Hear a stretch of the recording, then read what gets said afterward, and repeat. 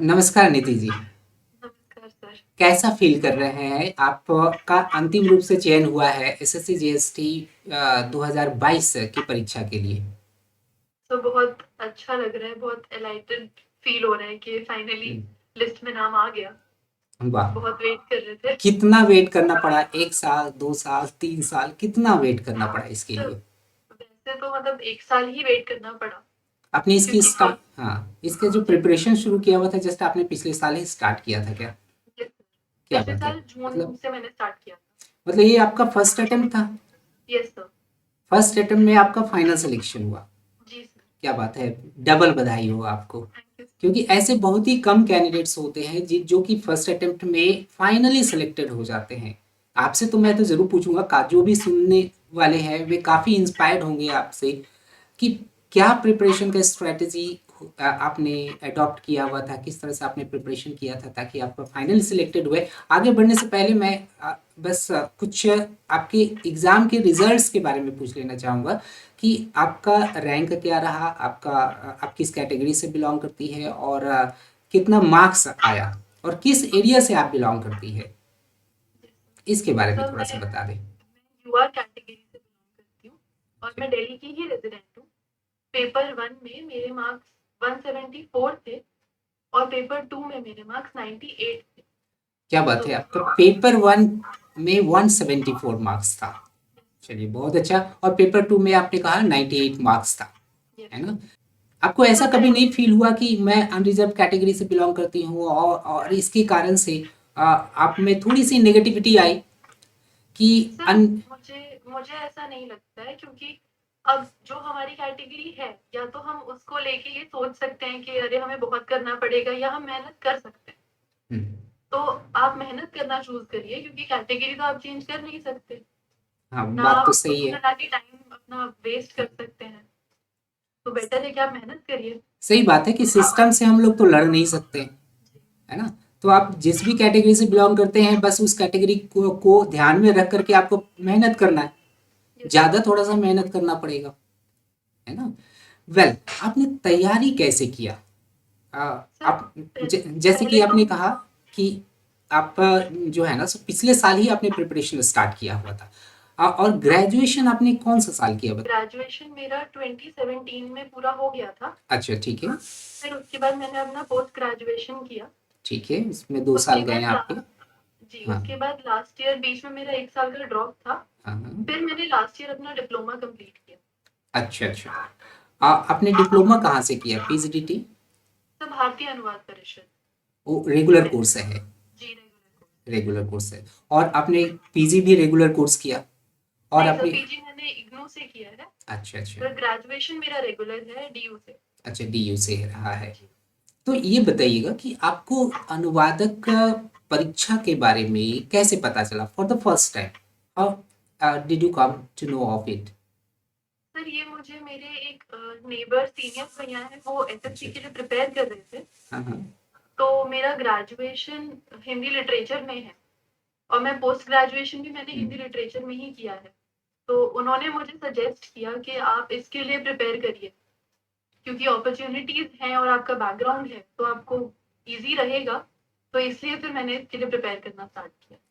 तो उन्होंने कहा, उसके बाद तुरंत आपने सिलेबस को पलटा जी और देखा कि वो सिलेबस आपके लायक है। जी। और और क्या इसके बाद रिक्वायरमेंट्स हैं। हाँ, रिक्वायरमेंट आप समझे, उसके बाद फिर आप स्टार्ट करना शुरू कर दिए इसकी यस प्रिपरेशन। तो आपको ऐसा लगा कि मैं एक ही अटेम्प्ट में मैं फाइनली सिलेक्टेड हो जाऊंगी? सर, ऐसा सब सोचते हैं कि उन्हें ज्यादा अटेम्प्ट ना देने पड़े, पहले में ही हो जाए।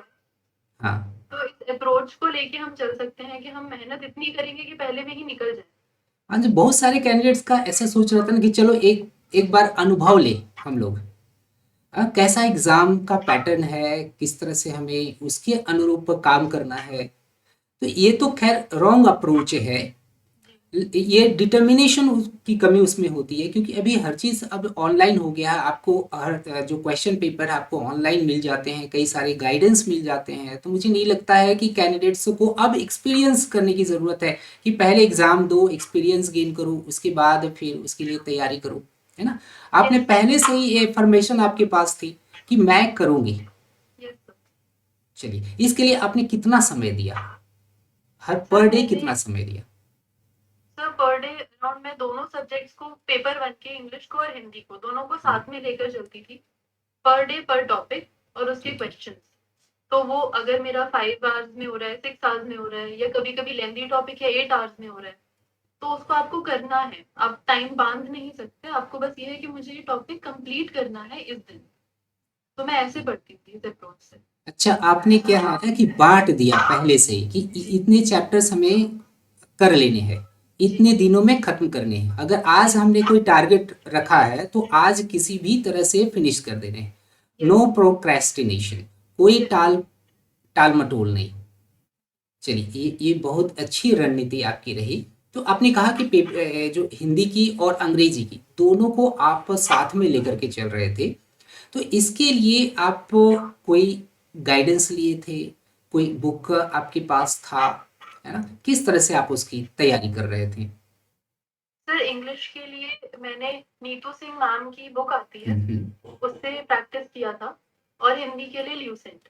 अच्छा, और अच्छा। बाकी जो क्वेश्चन पेपर थे, मतलब इंग्लिश के लिए मैंने जितने भी क्वेश्चंस होते हैं, जितने एसएससी अदर कॉम्पिटिटिव एग्जाम्स कराती है, सीजीएल, सीपीओ, स्टेनोग्राफर, सबके क्वेश्चन सॉल्व किए थे पास्ट 5 इयर्स के।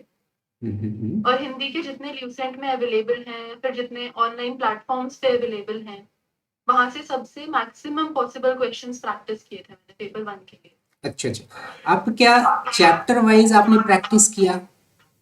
चाहे वो यस हिंदी सर। हो चाहे इंग्लिश हो, चैप्टर वाइज पहले कंसेप्ट को आपने क्लियर किया कि यस आप डायरेक्ट प्रैक्टिस सेट्स पर आ गए थे? नहीं सर, पहले चैप्टर वाइज क्वेश्चन, देन फिर प्रैक्टिस टेस्ट, फिर कंप्लीट प्रैक्टिस टेस्ट। चलिए, ये बहुत ही अच्छी रणनीति होती है। हर एक कैंडिडेट को इस बात को जानना चाहिए कि तुरंत हम लोग प्रैक्टिस सेट पर ना उतरे। जब तक कि कंसेप्ट क्लियर ना हो जाए तब तक का मॉक्स के पीछे ना पड़े। सेक्शन यस वाइज जैसे एक चैप्टर खत्म हुआ, इसके बाद फिर उस चैप्टर से रिलेटेड जितने तरह के क्वेश्चंस बन सकते हैं, सारे तरह के क्वेश्चंस को वो पूरा करें। Yes sir. है ना? काफ़ी अच्छी स्ट्रैटेजी आपने फॉलो किया। तो इसके आधार पे आपने बहुत ही अच्छा मार्क्स लाया, 172, isn't it? Thank you sir. 172 marks आपने फर्स्ट, मतलब 174। 174 आपने यस। मार्क्स लाया। चलिए, बहुत अच्छा मार्क्स आपका रहा है इसमें। आ, ये बताइएगा कि पेपर 2 की जो तैयारी है, वो आप जैसा कि जानते हैं, आपने इस बात को रियलाइज किया कि पेपर 2 पूरी तरह से दक्षता आधारित पेपर है, स्किल बेस्ड पेपर है। इस स्किल बेस्ड पेपर के लिए आप क्या रणनीति जब से तैयारी करना शुरू किए उसी समय से आपने बनाया कि पेपर 2 के लिए भी मुझे अभी से लेकर के चलना है, या रिजल्ट के आने के बाद आप इसके बारे में सोचे? नहीं सर, मैं पहले से ही कर रही थी। मतलब इनिशियली 2 महीने मैंने पेपर 1 को दिए, जब तक मेरे बेसिक्स क्लियर नहीं हो गए। ठीक है। उसके बाद दिन में एक ऐसे मैं लिखती थी रोज, क्या बात है। पेपर 2 के लिए। हम्म। फिर पेपर 1 देने के बाद जब हमारी इनिशियल आंसर की आ जाती है, तो मार्क्स हमें आइडिया लग जाता है कि कितने हैं। उसके बाद फिर मैं दिन में रेगुलरली एसेज लिखती थी, कभी कभी 3 essays, 4 essays per day with translation. हम्म। इस क्या तरह बात से है। था। मतलब क्या यही हुआ कि आप आपके अनुसार जो भी सुन रहे हैं भावी अनुवादक की तैयारी चारों ही खंड पर करने होंगे, शुरू से एक यस बैलेंस स्टडी करने होंगे। ये नहीं कि आप पेपर 1 को आप आइसोलेशन में लेकर के चले, यस सर। क्योंकि पेपर 2 के लिए आपके पास समय कम रहता है जब रिजल्ट आती है तो। Yes sir. है ना? ये आप पहले से सोच रखे थे?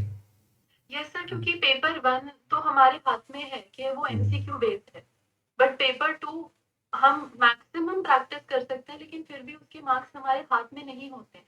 वो हम्म। इवैल्यूएटर के हाथ में है कि वो आपको कितने नंबर देंगे। तो आप पेपर 1 को इतना स्ट्रेंथन कर लीजिए कि अगर पेपर 2 में आपकी एक्सपेक्टेशन से थोड़े बहुत कम मार्क्स आते भी हैं, तो स्टिल आप फाइनल लिस्ट में पहुंच जाए, आपका नाम वहां हो। क्या बात है। तो मेन यही भूल होती है बहुत सारे कैंडिडेट्स के साथ कि रिजल्ट का वेट करते हैं, इसके बाद तैयारी करना शुरू करते हैं। उन लोग ये नहीं जानते हैं कि पेपर 2 स्किल बेस्ड है और इसके लिए समय काफ़ी आवश्यक होता है, समय काफ़ी मैटर करता है। इसलिए उसको पहले से उसको भी लेकर के साथ में चलना चाहिए। Yes sir. वेल, पेपर 2 के लिए स्ट्रैटेजी जैसा कि मान आपने बताया कि मैं आपने कुछ महीने 2 महीने 3 महीने के करीब आपने जो है ना सो कंसेप्ट पर आपने फोकस किया, ऑब्जेक्टिव इंग्लिश, ऑब्जेक्टिव हिंदी पर। इसके बाद फिर आप हर दिन एक ऐसे लिया करते थे। जी। हाँ? बताइएगा कि ऐसे के लिए आप नॉलेज कहाँ से गेन करते थे? किस तरह का मटेरियल्स आप कहाँ से गेन करते थे? न्यूज़पेपर लेते थे, मैगज़ीन्स लेते थे, किस तरह का मैगज़ीन्स आप फॉलो करते थे या न्यूज़पेपर?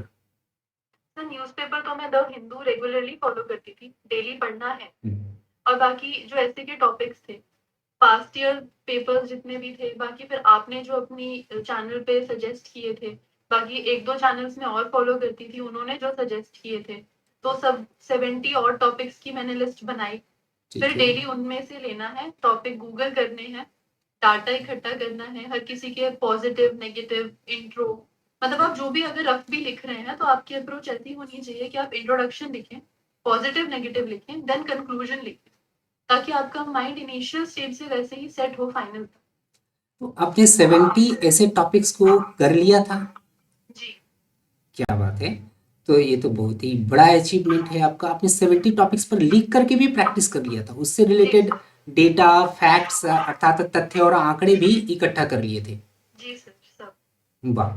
ये तो बहुत बहुत ही कहा जाए तो काबिले तारीफ है। इट इज़ रियली प्रेज वर्दी। Thank you sir. और सभी लोग जरूर सुने इनकी इस स्ट्रैटेजी को। कहा जाए तो this is a genuine strategy for a successful candidate, कि कोई भी चीज अचानक आप नहीं कर सकते हैं।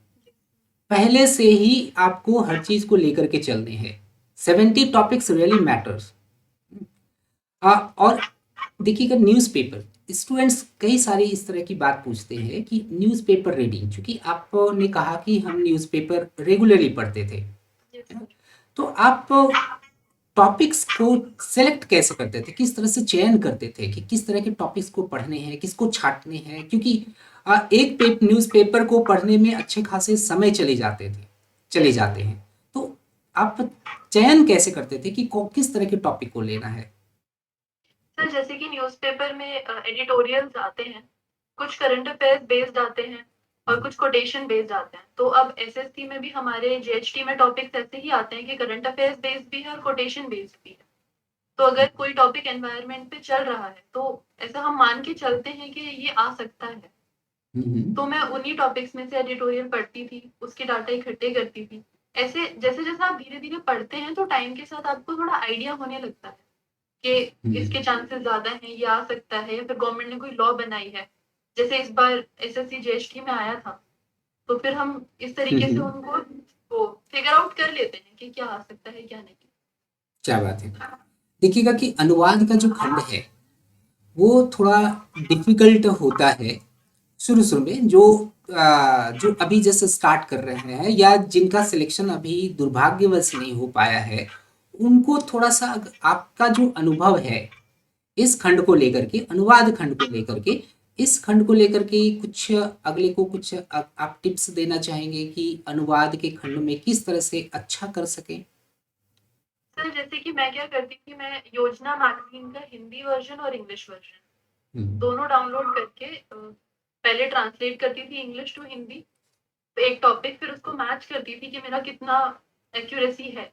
देन सेकेंड टॉपिक में इंग्लिश टू फिर से हिंदी टू इंग्लिश करती थी, तो मुझे उससे हेल्प मिलती थी कि मैं कितना नजदीक पहुंच पा रही हूँ अपने अनुवाद में। हम्म। तो मतलब बुक्स अवेलेबल नहीं है मार्केट में, कोई प्रॉब्लम है, तो हम ऐसे से एक मैगजीन के 2 वर्जन लेके या फिर किसी बुक के 2 वर्जन लेके खुद से प्रैक्टिस कर सकते हैं। और फिर उनको हम्म। आपसे या किसी और टीचर से जो भी अवेलेबल हो सबके आसपास हम अपना इवैल्यूएशन भी करवा सकते इवैल्यूएशन की बात आपने किया।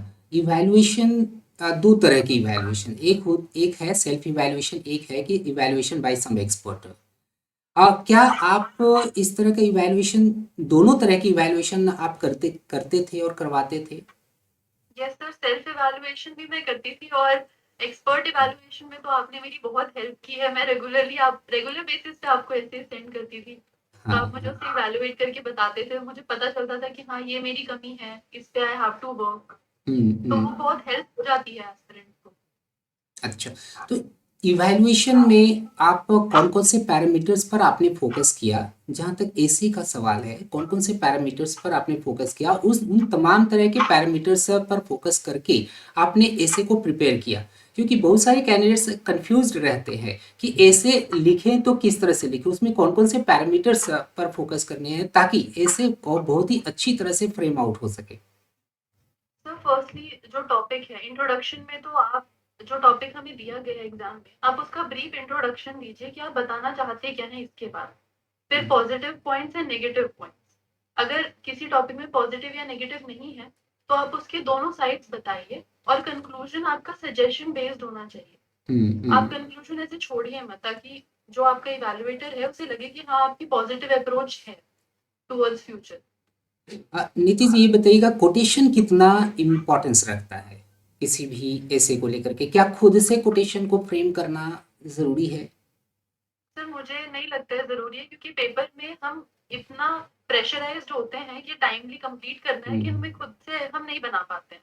क्योंकि अगर आपको याद है तो आप यूज़ कर लीजिए, अगर आपको याद नहीं है बट स्टिल आपका कंटेंट बहुत अच्छा है, तो आई डोंट थिंक सो कि इतना नेसेसरी है कि डालना ही है कोटेशन। आप डाल देंगे तो अच्छा है। जैसे एजुकेशन पे है तो आप उस पे नेल्सन मंडेला के कोट्स डाल सकते हैं, महात्मा गांधी जी के कोट डाल सकते हैं। बट अगर आपके पास डाटा है तो देन इट्स फाइन, उसमें इतना प्रेशर लेने की जरूरत नहीं है। ये एक बताइएगा कि देखिएगा दो तरह के टॉपिक्स एग्जाम्स में आते हैं। एक ट्रेडिशनल टॉपिक्स और एक आपके हो गए करंट बेस्ड टॉपिक्स। आप ज़्यादा से ज़्यादा कौन से टॉपिक्स पर फोकस आपने किया और उसको आपने अच्छी तरह से डील किया एग्जाम में? सर मैंने ज्यादा करंट ओरिएंटेड अपनी अप्रोच रखी, क्योंकि मुझे लगता है कि वो थोड़ा मेरा साइड स्ट्रांग है करंट हम्म। अफेयर्स बेस पे, इसलिए। चलिए बहुत अच्छी बात है। और आपने इसके लिए बकायदा एक अलग सा नोट्स बनाया क्या कि जी ऐसे के लिए नोट्स जिसमें कि तथ्य हो और आंकड़े हो? यस सर, मैंने ऐसे मतलब जो भी मैं टॉपिक लिखती थी उसकी साइड में एक छोटी सी चिट लगा देती थी कि ये मेरा डाटा है और ये मेरे पॉइंट्स हैं, ताकि जब मुझे रिवाइज करना हो तो मैं वो छोटी सी स्लिप में से देख लूं कि मैंने क्या लिखा है। मुझे शॉर्ट नोटिस पे पूरा पढ़ने का समय अगर नहीं हो पा रहा है तो। क्या बात है। टाइम मैनेजमेंट आपने कैसे किया? जैसे पेपर वन के लिए तो आप तो वो तो टाइमर लगा हुआ रहता है, लेकिन पेपर टू में पता नहीं चलता है। ये चूंकि ओपन एंडेड इन नेचर रहने के कारण से ये समझ में नहीं आता है कि ये जो आंसर है वो कितने देर में फिनिश हम कर पाएंगे। ये टाइम मैनेजमेंट आप कैसे किए? तो पहले मैंने अपने ट्रांसलेशन पे फोकस किया, क्योंकि मैं प्रिपेयर होके गई थी कि मुझे इतने टाइम लिमिट में अपना ट्रांसलेशन खत्म करना है, ताकि मेरे पास ऐसे लिखने के लिए एम्पल टाइम बचे और एटलीस्ट 5 मिनट्स बचे कि मैं अपना पेपर रिव्यू कर सकूं, कि हम्म। अगर चेंज करना है मतलब तो। 5 मिनट आपने बचा भी लिया था। जी। क्या बात है। और आपने ट्रांसलेशन के सेक्शन को आपने पहले में यस रखा, उसको फर्स्ट आप फर्स्ट। उसको, हाँ, उसको आपने प्रायोरिटी पे रखा। इसके बाद फिर आप ऐसे पर फोकस किया, ऐसा क्यों? सर क्योंकि मुझे लगता है कि ऐसे में हमें सोचना पड़ता है, बॉडी बनानी पड़ती है। तो अगर ट्रांसलेशन को हम पहले कर देंगे तो एटलीस्ट हम एक साइड से फ्री हो जाएंगे कि हमारा एक सेक्शन कंप्लीट है, हम्म। ताकि हमें ऐसे कंप्लीट करने का टाइम मिले, बिकॉज ऐसे में कंप्लीशन बहुत इंपॉर्टेंट है। ऐसा नहीं लगता है कि ट्रांसलेशन के सेक्शन को पहले कर लेने पर क्या होता है कि आप उसमें ज़्यादा मार्क्स को लाने लायक हो जाएंगे, क्योंकि उसमें वही चीज़ें लिखने होते हैं जो उसमें दिए गए, सिर्फ यस आपको ट्रांसलेशन करने होते हैं। और ऐसे चूंकि क्या है कि उसमें स्कोप बहुत बड़ा है ना, उसमें कंटेंट क्या देने, उसमें बहुत सारे फैक्टर्स एक साथ काम करते हैं। इसीलिए आपका जो ये स्ट्रैटेजी है मेरे विचार से काफ़ी अच्छा वहाँ पर काम किया है ना। आपका मार्क्स कम नहीं है, अच्छा मार्क्स है ना पेपर टू में भी। क्योंकि आ, बहुत ही कम कैंडिडेट्स ऐसे रहे हैं जो कि अच्छे मार्क्स को टच किए। बाय द वे, ये बताइएगा नीति जी कि आप चूंकि लड़की है, आप ये बताइएगा कि आपको सपोर्ट फैमिली की तरफ से, एक देखिएगा फैमिली सपोर्ट बहुत मैटर करता है, क्योंकि फैमिली बैकअप बहुत मैटर करता है। आप बीइंग अ गर्ल ये बताइएगा कि आपको किस तरह का सपोर्ट मिला और क्या क्या चैलेंजेस आया आपकी पढ़ाई में? सर, मेरी फैमिली हमेशा से सपोर्टिव रही है, क्योंकि उनका है कि job is very important, you have to be independent anyhow. तो आपको उसके लिए तो चैलेंजेस एज सच कुछ नहीं, बट हाँ वही है कि उन्होंने हमेशा सपोर्ट किया है, कोई रिस्ट्रिक्शन नहीं, कुछ नहीं, बस हम्म। पढ़ो अच्छे से। क्या बात है। चलिए ये तो देखिएगा, हर चीज़ समय का डिमांड करता है ना? डेडिकेशन का डिमांड करता है, और वो चीज़ आपने यूज़ किया अच्छी तरह से। वेल, ये चीज़ बताइएगा नीति जी कि जो छात्र अभी सफल नहीं हुए हैं,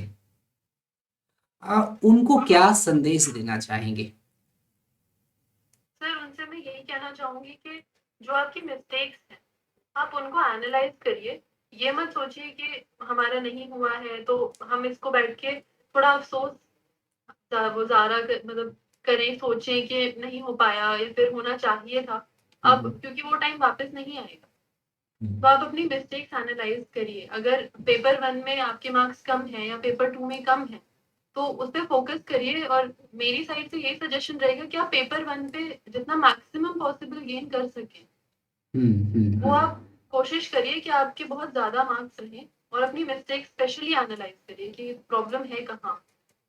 अच्छा, ये आनंदम ट्यूटोरियल जो प्लेटफॉर्म है, वो आप मतलब उसका आपने किस तरह से आपने लाभ उठाया, और बेस्ट पार्ट आपको उसमें क्या लगा?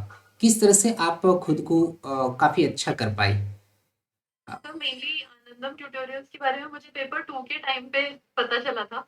पेपर 1 में मैं सेल्फ कर रही थी, तो उसमें आपने जो टॉपिक बताए थे और स्पेशली मुझे रेगुलर इवैल्यूएशन से बहुत ज्यादा हेल्प मिली, क्योंकि उससे कॉन्फिडेंस बूस्ट होता है, आपको आपकी गलतियां पता चलती हैं। तो उससे बच्चों को यही सजेशन है मेरा कि आप इवैल्यूएट करवाइए, क्योंकि एक जो प्रॉपर गाइडेंस होती है टीचर की वो बहुत इंपॉर्टेंट होती है किसी भी एग्जाम की। हुँ। चलिए, बहुत बहुत ही आपको बधाई फिर से, और आपके आने वाले ब्राइट फ्यूचर के लिए पहले से ही शुभकामनाएँ आनंदम ट्यूटोरियल्स की तरफ से, हमारे बैंकवीज़ की तरफ से। और मैं ज़रूर आपसे रिक्वेस्ट करूँगा कि आप जब जॉइन करें, आपका कौन-सा विभाग है? देखिएगा, मैंने ये पूछा ही नहीं, मैं तो भूल ही गया। कौन-सा विभाग में आपका चयन हुआ है? तो मुझे राजभाषा विभाग मिला है। राजभाषा विभाग मिला है जी। आपको। और वो आपका फर्स्ट प्रेफरेंस था?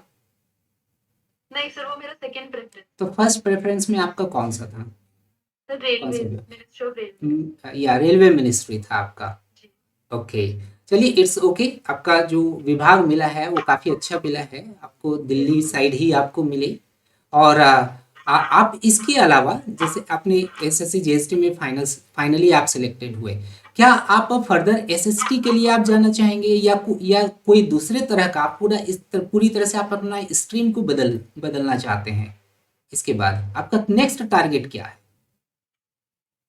Sir next target as of now तो I am targeting civil services. इसके हम्म। बाद तो अभी तो उसी के लिए करना है। अच्छा, अब सीरियसली आपने एक जो है ना, सो फाइनल सिलेक्शन लिया, इसके बाद फिर आपका जो नेक्स्ट जो टारगेट है वो आपका सिविल सर्विसेज है। Yes sir. अच्छा, चलिए, उसके लिए बहुत बहुत शुभकामनाएं आपको। Thank you. Okay, thank you for coming. Thank you very thank you. Much. नमस्कार।